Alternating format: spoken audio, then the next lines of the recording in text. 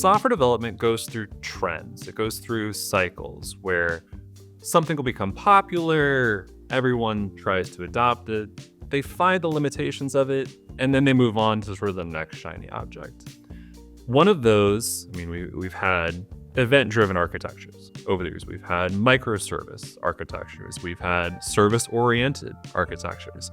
One of the most recent trends that we're seeing are functions as a service architectures.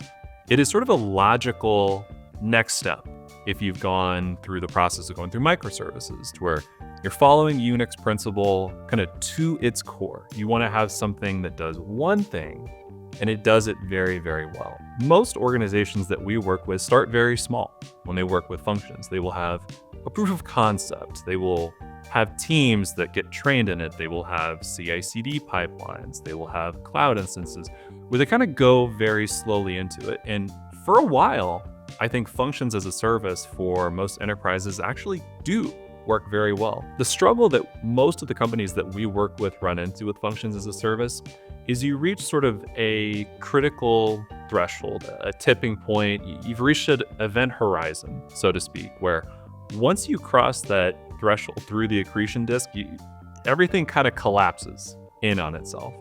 Functions are very, very powerful. Unfortunately, they don't scale as well.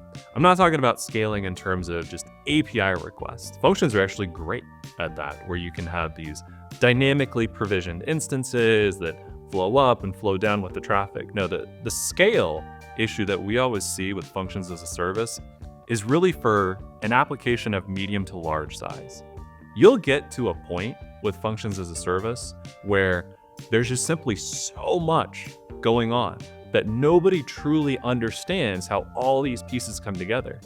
That scale is also going to really rear its head when you're looking at long-running operations. Functions are great for very, very short services where you have ETLs, where you have just small requests and responses that might take 100, 200 milliseconds. But if you try to use that for every single possible use case, you might have APIs that truly do need to take 5 seconds.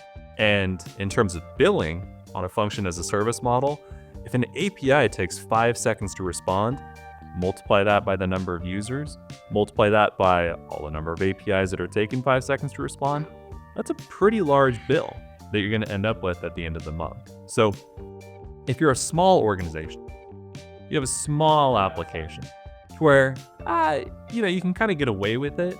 You don't need so much of that powerhouse of these dedicated servers. You don't need all this stuff going on behind the scenes. Then you might be okay, honestly, using functions as a service.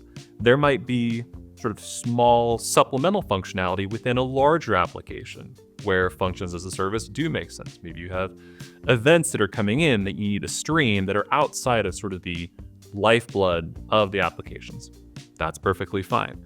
Where we at Keyhole Software honestly see the most power for large companies using functions is really in those sort of orthogonal pieces, to where it doesn't create the core of the application, but it adds on additional functionality. But once you start trying to build a medium to large or extra large size application based on functions, that's when you're probably going to run into some issues. That's probably when you're going to need a re-architecture. And that's probably at the point where you're going to pick up a phone and say, hey, Keyhole Software, help me out.